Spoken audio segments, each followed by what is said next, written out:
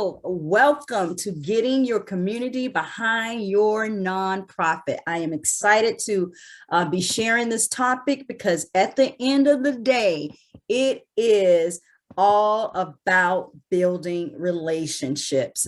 I cannot stress that enough. 60% of fundraising is relationships, and getting your community out, getting your nonprofit out in the community is all about that. It's building those relationships. So I always say, I would get to ask this a lot. Why do some nonprofits get the most press, considerable sponsors, and the largest grants?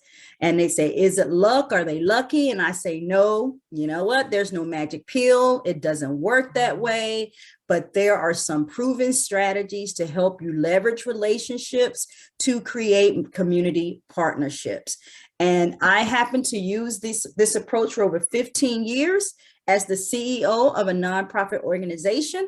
I increased my annual operating budget from $750,000 to 2.5 and completed a $12 million comprehensive capital campaign, started and grew an endowment to 500,000 and had 180 days cash reserve. And the last time I checked, they still, the endowment is growing, and they are getting like $21,000 a year off the interest of that endowment that they don't have to raise. That's just the interest, and the cash reserve is still there.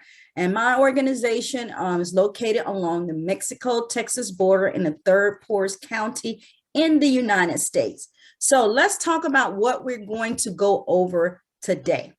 We're going to go over today the different types of community partnerships, because there are different types. We're going to have a step-by-step guide on how to form those partnerships. And we're going to talk about how strong community partners can lead to new funding opportunities for your nonprofit, and tips for effective community partnerships, because there are some things that you need to do in order to be a successful partner. And so you're in the right place. Today's training is perfect for you if you want to grow your nonprofit, grow your funding opportunities, and increase your community partners. Now, let's get into it. I want you to understand that you are worth it.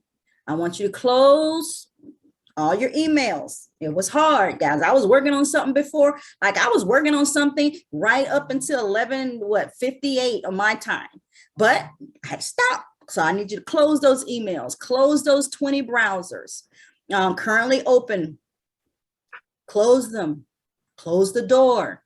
If the kids are home, tell them not to kill each other. If the pets are there, tell them not to kill each other. I actually put for those who's been to this training before, you know, I have a cat named Peanut Butter and a dog named Gizmo. And today they are not in this room because they tend to just come in and create havoc during these trainings. So if that is your situation, put some controls in place and just focus. You are worth it. And before we get started, I want you to know that I will answer any questions in a formal Q&A session at the end of the presentation. Actually, I love answering your questions specifically, so keep those questions in mind. You can put them in the chat just to remind yourself about it, but I love answering your questions. And to ensure a seamless webinar, check your internet connection, close all the other tabs, because that's going to slow things down for you if you're in a place that doesn't have great Wi-Fi. So who am I? I am Sabrina Walker Hernandez. I studied poli-sci and public administration. I obtained a nonprofit management certification from Harvard Business School. And for the last 25 years, I've worked in direct services. I've worked in operations and executive leadership in the nonprofit sector. In 2018, I was diagnosed with cancer and I retired. And since then, I've been helping small nonprofit staff and board build relationships that convert into more donations, because 60% of fundraising is building relationships. Now, people always ask me why I keep the cancer diagnosis in there, and I tell them That is the mission of my company. I do these webinars for free, and I have a free VIP resource library and a Facebook group and all those things because I want to help you. I want to help stressed out, overworked, overwhelmed, and often underpaid nonprofit professionals in any way possible so they don't have to travel down that road that I have. You don't have to reinvent the wheel.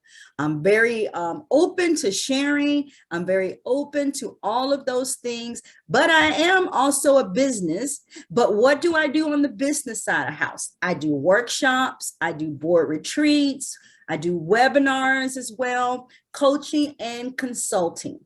But the goal for me is to give you everything that I've learned to get you there faster, because I don't want you stressed out. There is no need to stress out. There are many people who've traveled that road, and I am one of those people, and I am willing to share what I have learned over that 25-year journey. So I always tell people, use me. It's okay. You have my permission. You can email me. You can ask me questions. When I do these webinars, it is okay. And there is no such thing as a stupid question, right? So keep that in mind, because this is what I want for you. I want you to imagine a day when all your fundraising systems are in place and you are raising money even when you're sleeping. I want you to imagine a day when someone comes up to you and says, I love the work that your nonprofit is doing. I'd like to write you a check right now. I want you to imagine a day when fundraising has become easy and fun, and you always have enough to fund your mission. I want you to sit in that for a moment, because that is very possible for you. I want you to imagine that you're doing it, you're investing your time right now into your professional development, and it will come. As you continue to grow and invest your time, it will happen for you. So sit in that and imagine that that is going to happen for you. And here's the one thing that I know, right? Out of 25 years, the one thing that I know as it deals with community partnership is you must give first before asking. You got to start by providing and demonstrating your value to the community. Once you show you are there to do good, community members and leaders are more likely to respond to your communication and your outreach. Because I have those sitting here now saying, well, I don't know anybody. Or when I email them out, they don't respond. Well, you got to get out there, and you got to get out there and you have to start networking in the community, and you have to give before you ask. As I was saying that I say continually, you cannot run your nonprofit from your desk. You have to get out and you have to engage in the community, because you want the community to engage in your nonprofit. You want them to respond to your communications and your outreach. And they're not going to respond if they don't know you. Again, 60% of fundraising is building relationships. People want to know, like, and trust those that they give their resources to. And so the only way they're going to be able to do that is you get out there, right? So once they responded, you must present a mutual beneficial opportunity.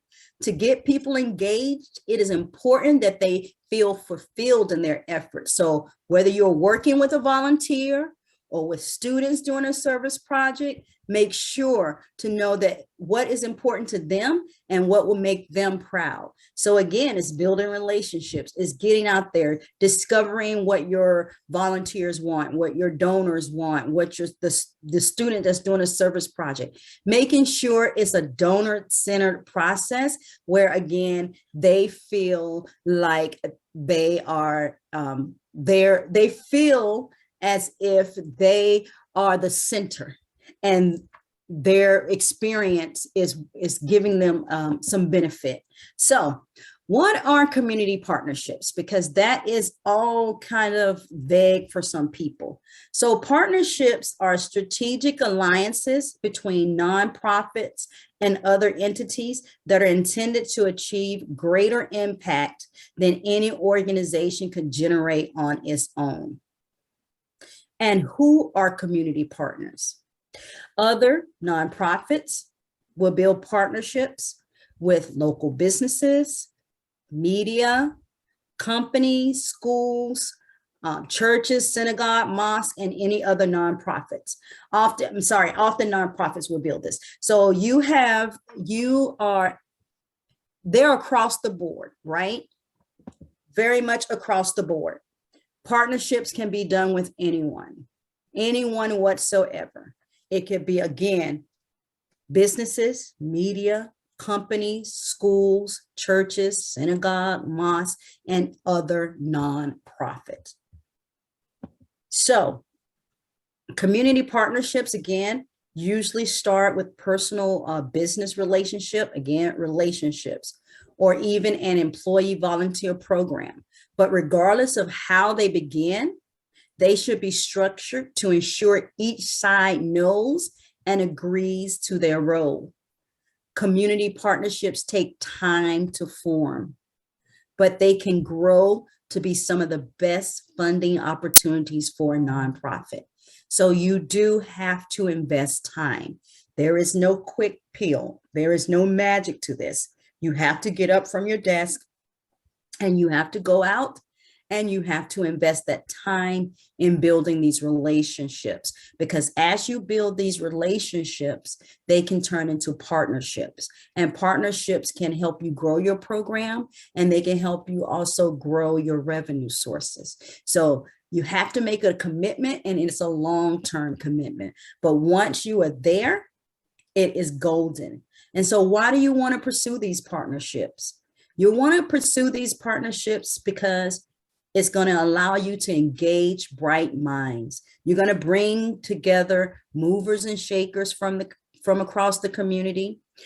These leaders, thinkers, and doers can analyze, research, plan, and implement using their knowledge and experience. When you can bring the best to the table, do it. I'm going to give you an example right here. Every time I wanted to create a marketing plan or most importantly, it was traditionally my marketing plan or my technology plan, I would put together a task force. And that task force brought together different people that had experience in marketing. I would bring someone in from marketing from the hospital. I would bring someone in from marketing from a car dealership, from the local electric company, from all different kinds of walks of life. I would bring them in to engage them to help me address the marketing for my nonprofit organization. It did two things. One allowed me to engage the bright minds because that's what they did for a living. But two, it also formed a partnership where my organization was on the top of their mind. So who do you think they thought of when they thought partnership? Whether that partnership was money or whether that partnership was coming in and engaging in some type of community outreach, they thought about our organization. But at the end of the day, I got something out of it and they got something out of it. We got a marketing plan and they got to share their knowledge. And not only did they get to share their knowledge, they also got to say that they were engaged in the community and giving back without fully serving and committing to a board engagement. So it was a win-win. You always try to find those win-wins. And I encourage you, as far as community partnerships, to look at engaging those bright minds around task force. If you need a board development plan, a marketing plan, a technology plan, have those bright minds come together as a task force. And task force are great, 4 meetings via Zoom, you hash it out, give them a starter, they help you. You're going to see things from a whole nother perspective because it's an outside member looking in. Community partnerships also allow you to pool resources.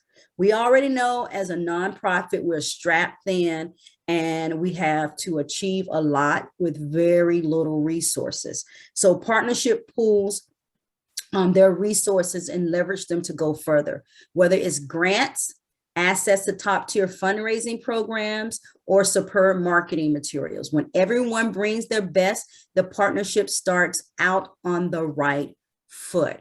Now, I have some great examples for you when we get to pool resources. I don't want to give them away right now up front, but I have done and been a part of some innovative partnerships when it comes to pooling resources, and we'll talk about that. Also, why do you need to pursue community partnerships? It's going to help you build credibility, especially if you're a small to medium nonprofit and you're lesser known. The right partnerships can help validate your efforts and improve your credibility. And so you need to strategically align yourself so that your credibility is increased in the community. And it's going to increase your value. The more work you do in the community, the more essential you become.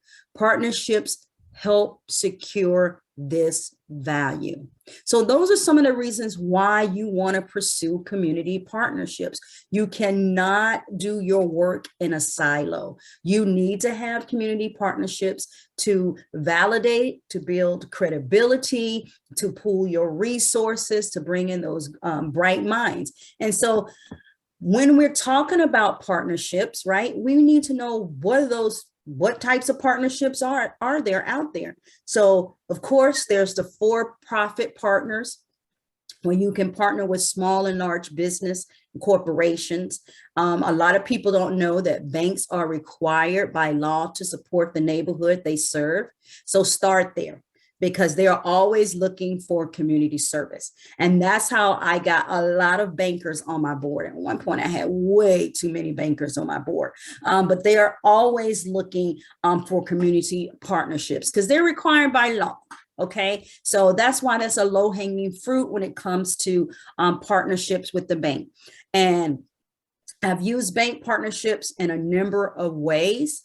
Again, through board membership, getting them involved on task force, whether it's a marketing or financial literacy, having them come in and mentor our youth. Again, I was a part of an after school program. So I had banks that came in and they volunteered for like 6 weeks and did financial literacy with the kids. And I put the kids in the room with them, with the staff, and they facilitated the whole curriculum, because that's what they have to do. They're looking for those opportunities. I've had banks give us gift cards for kids.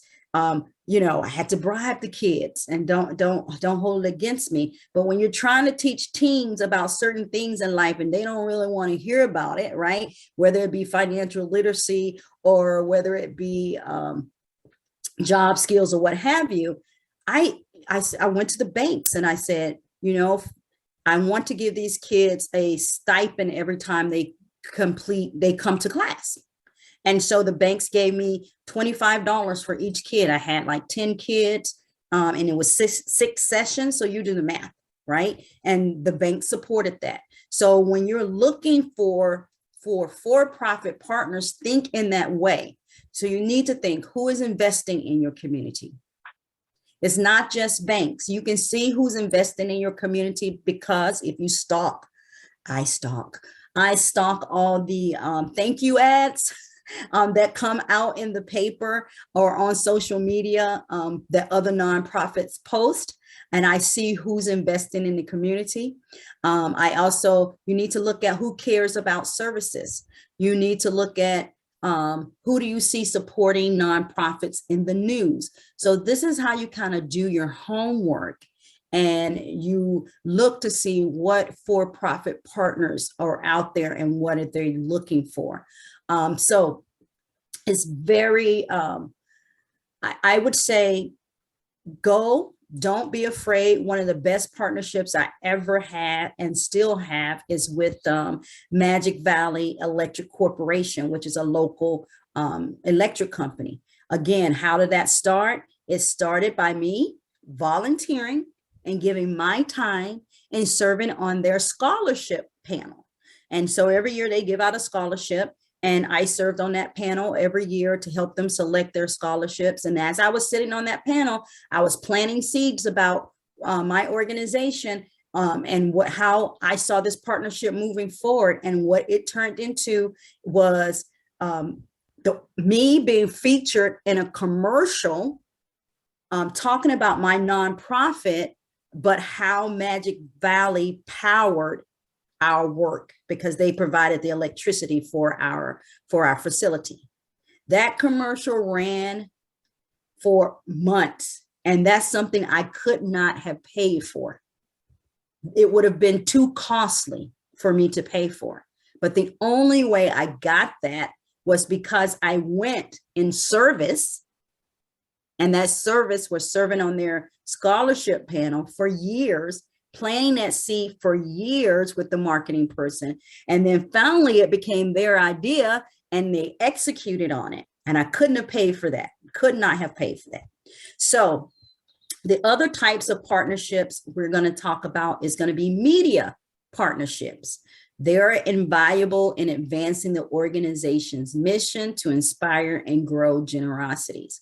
And media partnerships comes in all shapes and forms, right? So when we're talking about media partnerships, look at some of the ways that you can engage the media in your community. And I'm going to tell you, getting your local news reporter to MC your events is going to open up doors for media, for exposure for your organization. They love to MC events. Why do they love to MC events? I will tell you, reporters do not get paid a lot of money. News reporters don't get paid a lot of money. So they love coming and MCing those events because they're going to get a meal, right? I learned that from one of my mentors. Get close with your reporters, feed them. They will love you because they do not make a lot of money. You see them on news and you think that they do, but they do not. And they're always ready on the go. When the story happens, it happens, especially in your local market. And so getting to know them and developing those relationships with them is a lot easier than we think they are. But you can have them, again, MC your events. We've had our local weatherman MC our event. We've had our local news reporter MC different events. So get them involved in that. Get them involved in being a board member as well.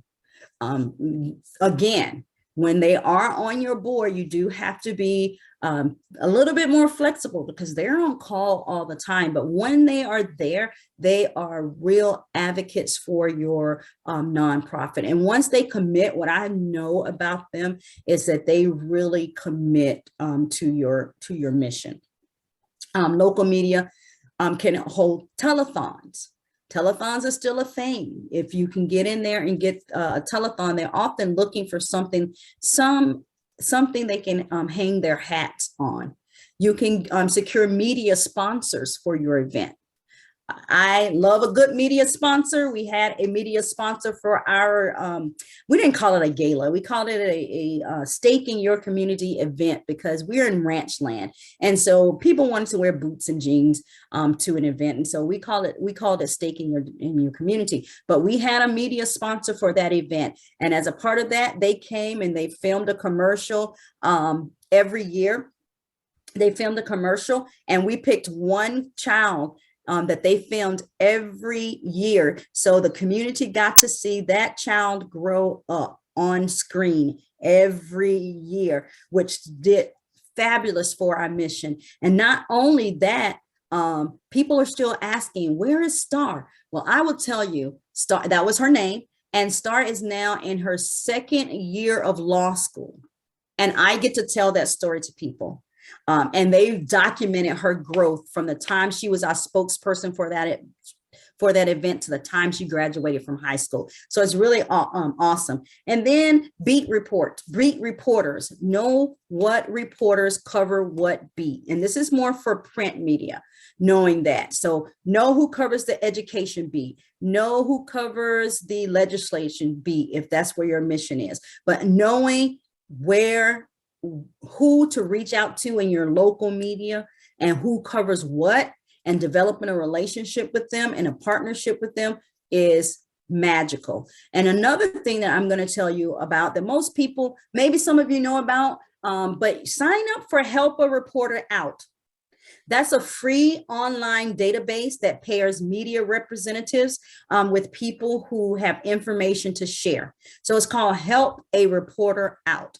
And I'm on Help a Reporter Out. Now the communication can get a little sticky because they always daily emails, but it gives you, they're looking for experts in certain areas. And so if you sign up for that, and you're an expert, a subject matter expert in that area, that's an area that your nonprofit covers, you can pitch your story to them or pitch yourself to them as an expert, and they will feature your organization in their story or quote from you. So it's called Help a Reporter Out. The other types of partnerships are going to be partnering with other nonprofit charities and religious establishment. Here are some examples. Now, I'm giving you examples of things that I have done or seen other nonprofits do. But I have done this one. I've shared a grant writing staff. I've shared a grant writing staff with a local organization. That grant writer, I paid their salary. That organization then reimbursed me for half of their salary. And that grant writer bought in, between our two organizations, they probably bought in about $5 million. Now, what that entails is, of course, you got to put a nice little agreement in place. But a good grant writer and sharing that cost is invaluable. And not only when we hire her, she didn't just write, okay, I'm gonna write 5 grants for your organization and 5 grants for this organization. What she did was research grants that looked for collaboration and partnerships. And that increased our chances of getting those grants. So oftentimes the grants that she wrote was either partner A was the fiscal agent or partner B was the fiscal agent, but the whole deal was she was applying for both of us as a collaboration and partnership. And so keep that in mind. Shared grant writers it's an awesome endeavor, but you need to be able to trust the organization that you're going into partnership with, because once you get the grant, you're in that grant together. And what happens is if one entity is horrible at tracking grants and responding to the reports, it can ruin the relationship for everyone. So shared grant writer, if you haven't done that partnership with another nonprofit, consider that. Partnerships with local churches for facilities. I've run after school programs in churches until we built our new facility, or that was the permanent home for that.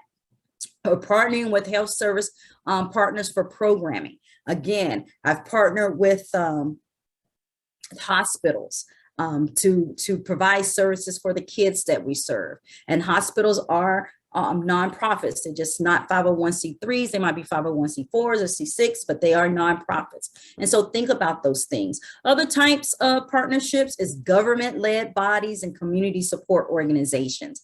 I love working with local and state officials, schools, police, libraries, healthcare, and service providers. And let me tell you why, because you said it at the top. I have a master's in public administration. So I was actually trained to be a city manager. And so I love these these partnerships. And because that is my wheelhouse, I had some very unique partnerships. So with my organization, we were a 501c3 nonprofit, but I was able to ink out an agreement with our local city where our employees were considered employees of the city for the purposes of benefits. So all of my employees, including myself, received municipal benefits, retirement, health, dental, vision, all of those things.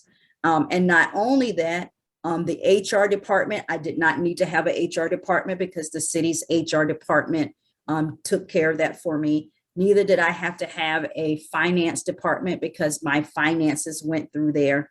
And I don't have here legal. Didn't do legal either because the city's legal represented. Now, that didn't happen overnight, guys. I'm going to tell you right now, that relationship did not happen overnight. It took a long, long, long time. And it took a lot of finesse, and it took a lot of politicking, and all of that.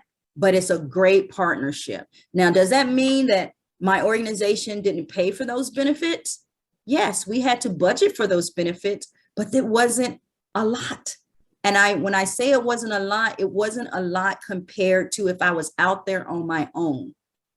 My employee benefits went into the whole pool of 900 and something employees from the city. So I just had to pay my portion for my employees. But it does take some finesse. Facilities as well. I had 8 after school sites, and half of those were in government buildings, city buildings, or housing authority buildings, or school buildings. So keep those in mind. Facility usage is a great one. Vehicle maintenance. I had 2 buses, 3 vans, and anytime they broke down, I would take them over to the school bus barn, and the school had a transportation agreement in place, and they would fix the vehicles for us. And if a vehicle broke down, we had an agreement where they would give us usage of one of their vehicles until our vehicle got fixed, so we would not have to suspend after school transportation. There's other after school transportations that are even better than that. A local organization here for after school, the school district actually made their facility a stop, and all school buses can drop off at any of those after school sites. That's an even better deal, I think. Instead of me having to hire drivers and maintain and get the bus and all that, they don't have to do any of that. The school just drops the kids off, and that's an agreement. Funding opportunities. I've worked really well with school districts. Now, you have to be careful when you work with school districts. I'm going to tell you that right up front, because what happens with school districts is you can apply for the grants, and you can be in the grant, and then when it comes time for devoting up your money and implementation, they get real sketchy on that, because what they try to do is pay the teachers extra or retain the money for different purposes. So you just really have to make sure you have a strong relationship with them, and that there's some accountability in place. And then also vehicles. Again, school district donated buses to us. Not only did they donate buses to us, they did also allow us uses of a bus when our vehicle broke down. So those are all the different types of partnerships that you can do with government-led bodies. And that's just what I know. There are so many innovative partnerships out there that you can go and look and emulate, but it all takes time. It doesn't happen overnight. And then finally, the types of partnerships are coalitions and organizations. And those are associations that band together for a purpose. You know, I've been a part of a literacy coalition, a drug force coalition, a workforce development coalition, been a part of alliances. And I love alliances as well, because alliances, for those that don't know, really the way I've seen and worked with alliances they are like I don't want to say like the legislative arm. So they can go and advocate at the state or federal level for your organization as a collective. And so if you can be a part of an alliance, it will be great. I know, so the alliance that I was a part of was for after school programming in Texas.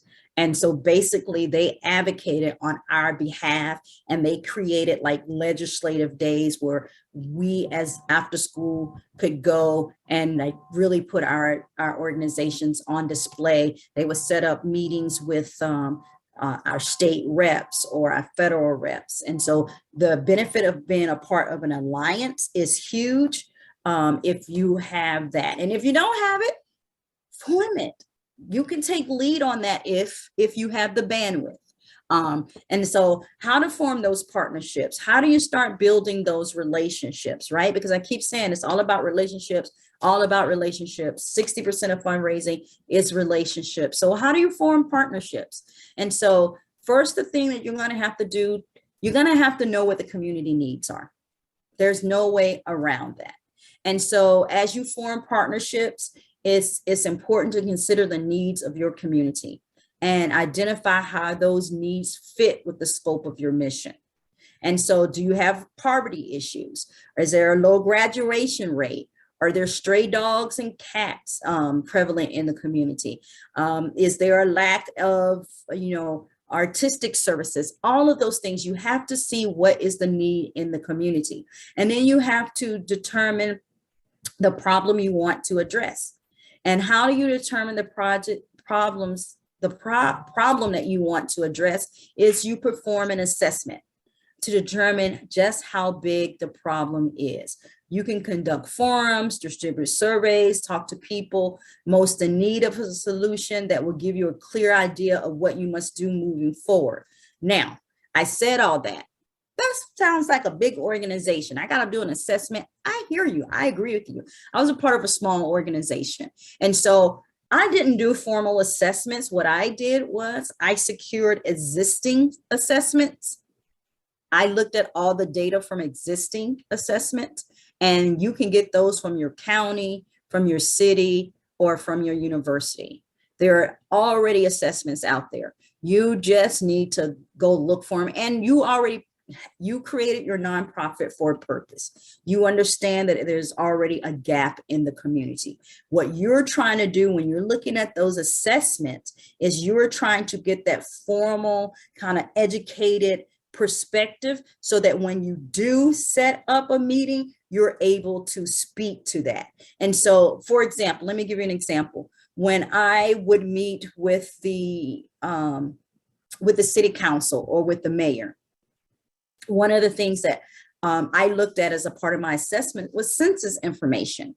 And you would not believe they didn't know this, but I would tell them 50% of the population of the city of Edinburgh is below the age of 18.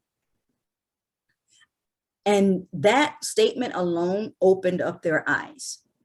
But I would not have known that had I not looked at the data and the assessment. And so that jumped off the conversation about how do you want your city to look in the next 20 years? Because my organization right now is shaping the character of the citizens who will be running this city in the next 20, 30, 40 years. And it will be worth your investment to help ensure that this population has a great moral compass, that they have a great pathway to education, that they have a great way to be able to engage in citizenship. And that's how you prepare yourself with that information so that when you go in and you talk to your partners, you reassert the problem. And so that's what the assessment is for. And then once you have the assessment, again, you pinpoint potential partners. So after you understand what the problem is, you create a list of potential partners who have a stake in the game. Whenever possible, you're going to include prospects from all 4 partnership categories: nonprofits, for-profits, governments, and coalitions. Nobody is off the table. And you sit there and you brainstorm around, what is it? What am I trying to accomplish? What am I trying to do? Who can help me accomplish that? And you put down those partners. And then you start pursuing those partners, because what you're going to do is you're going to outline a simple action plan and desired outcomes. So before you go into any official meeting, you define the problem you want to address, include findings from your initial research. 50% of the population is below the age of 18. Briefly outline the following to present to potential partners. What's the problem? Here's the solution. Here's the relevant research, examples of what other communities are doing and how they address the problem. You want to put a possible role or a set of guidelines for each partner, and you're going to estimate the resources needed. But when you're going into this and forming partnerships, I have someone who says that, they don't really trust a lot of people. To build partnerships, you got to trust people. I want you to make sure that you know that. But you're going to go into those meetings with an open mind. You're going to have all your ducks in a row and say, this is what I would like to do. And so as you are meeting with them, you're going to make sure that, again, that you're being a trustworthy partner, you're presenting the case, and you are providing the information.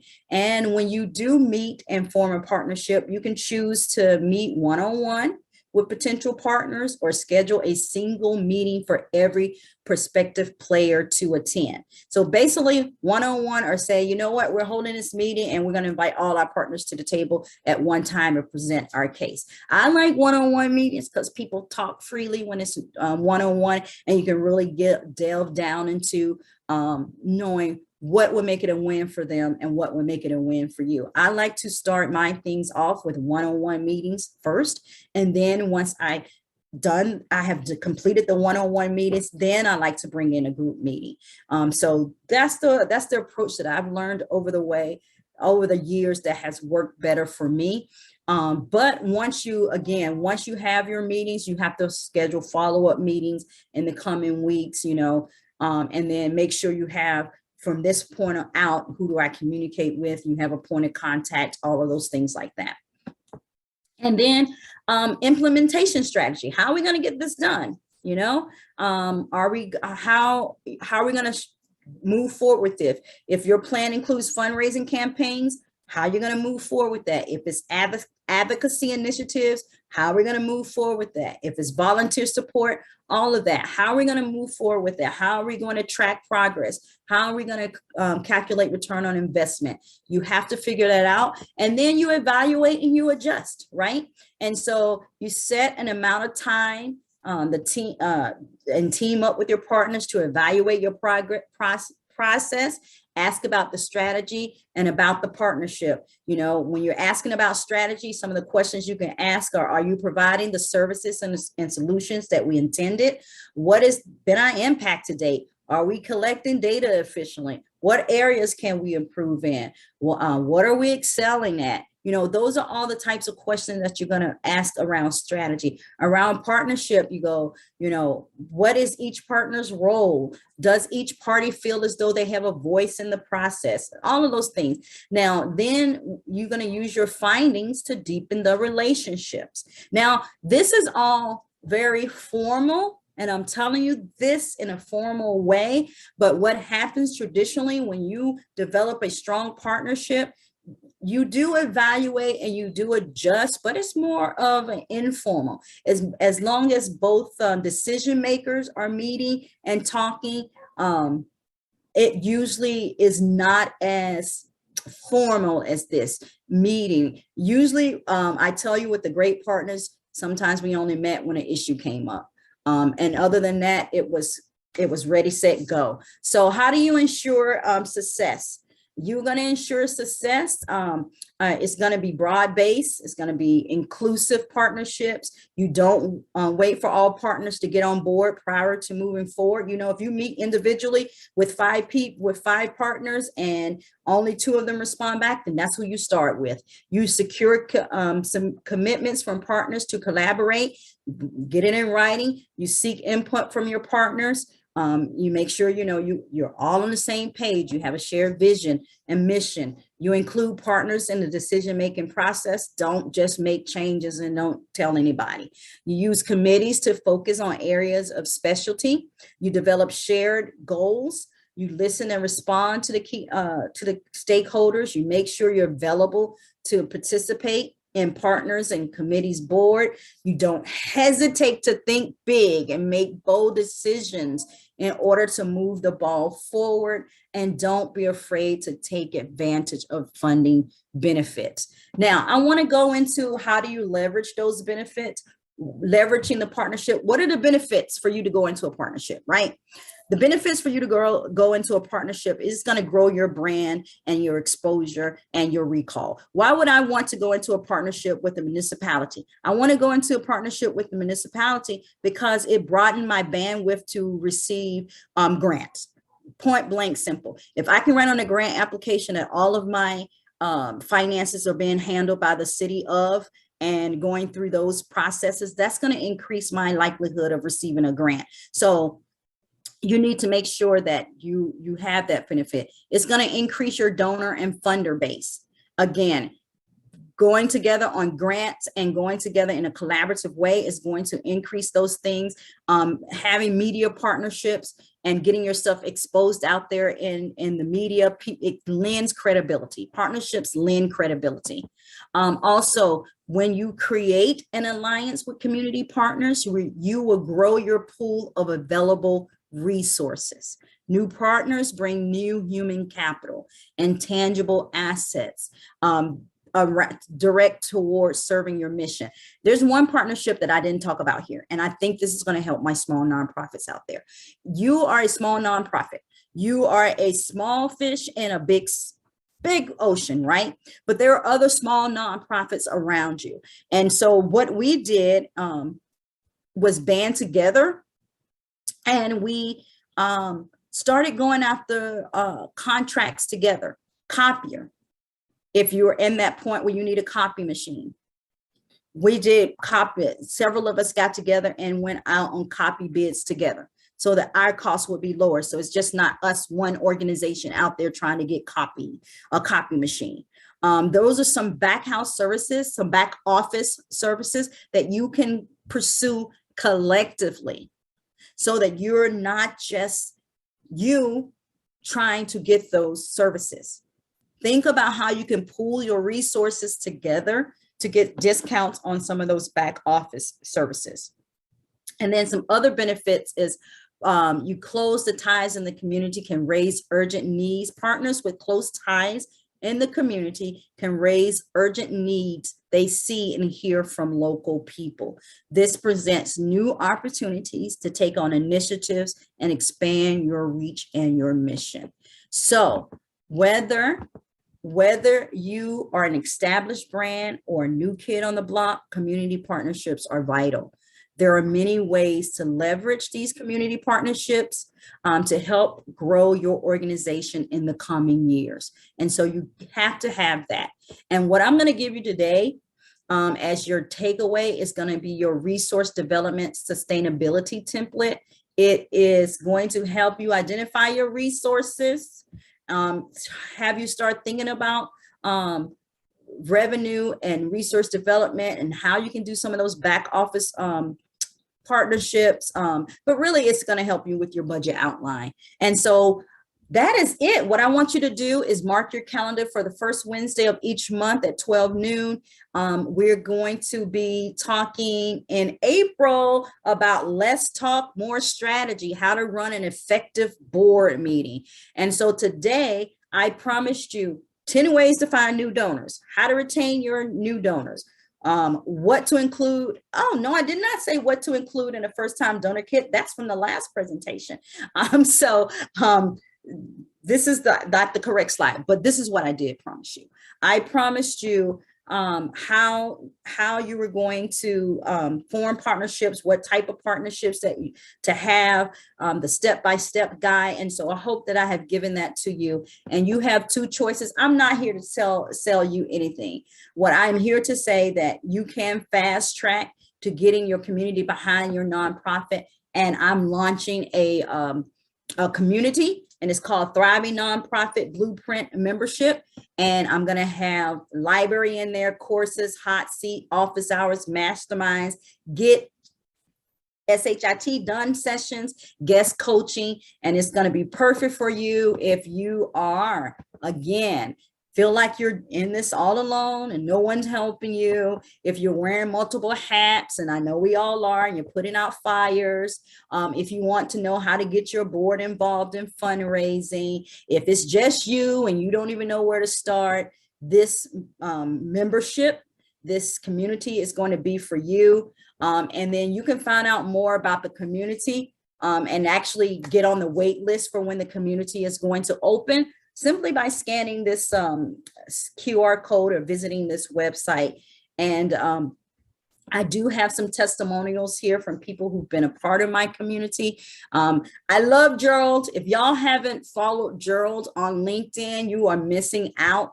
He's raised, now it's way more than $75,000 telling his nonprofit story on LinkedIn. That is his primary source of fundraising. And it's something that he learned in the session with me on how to tell your nonprofit story. This one is about getting your board engaged and your first fundraiser. I love Janice too, because I helped Janice map out her board recruitment process. And she says that she's had 3 people already accepted. And that was just after 2 sessions. So, and Luis, he did his first fundraiser and it netted $40,000. So that's what the community is really going to be about, sharing those resources. And with that, I am going to stop share at this point. And I am going to come off so I can answer any of your questions that you have. And I am going to stop the recording.